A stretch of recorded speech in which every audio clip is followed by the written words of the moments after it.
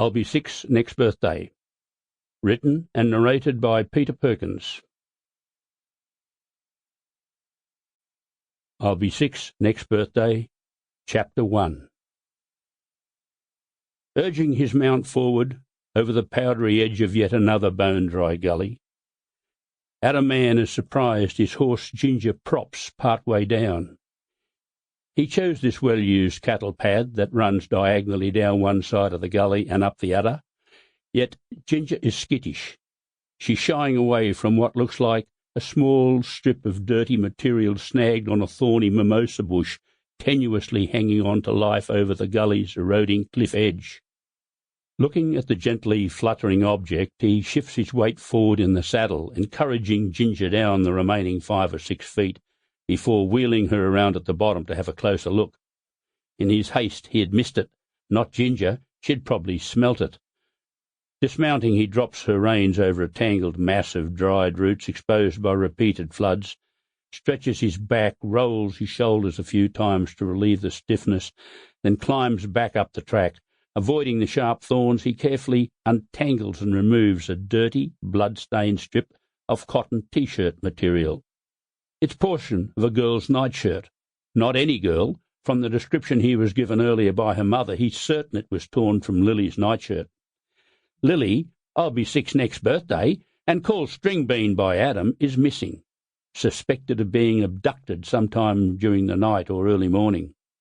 Adam's been tracking a poorly concealed trail since about 8 o'clock and is closely studying the strip of material in his hand. He can see where it's been torn into a long strip and used as a bandage. A 6-year-old girl wouldn't have done that without help.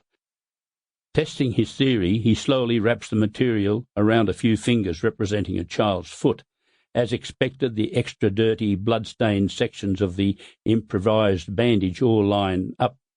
One end has been torn down the middle for 6 inches or so and knotted at the base to use as a tie. The knot's still there, though one of the tag ends is missing, without which the bandage has unwound itself. He puts the still wrapped-up piece of cloth in his shirt pocket. Not content with abducting the child, Mr. Sanchu has made the kid walk barefoot over at least part of the last 4 kilometres of inhospitable country.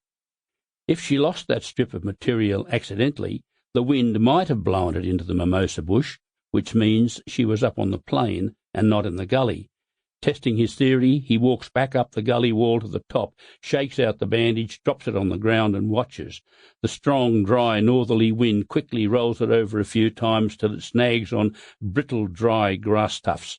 Flicking it free, it quickly bumps 10 to 15 feet over the bare ground, wrapping itself around a tangle of bone-dry branches. However, it's still on or near the ground, not 3 foot up a mimosa bush, calling out for help like a small prayer flag. The bandage is saying something to Adam. He's in no doubt it's a marker purposely put there by Lily, desperate for a searcher to find and return her to a mother. Too high in the mimosa thorns for Lily to reach, unless she was being carried.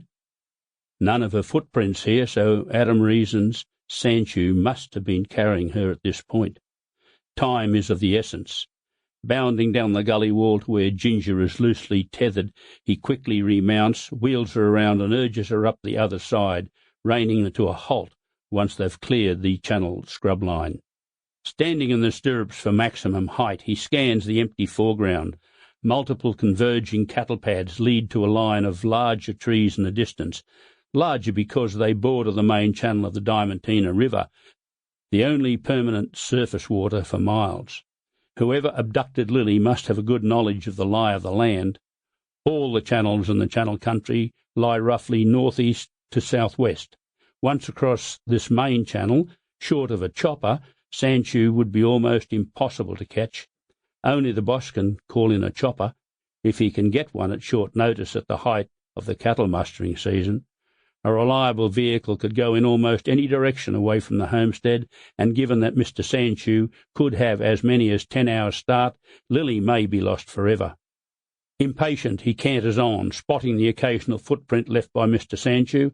Adam thinks his quarry must be growing more confident the further he is away from the homestead. Careless is the word Adam mouths.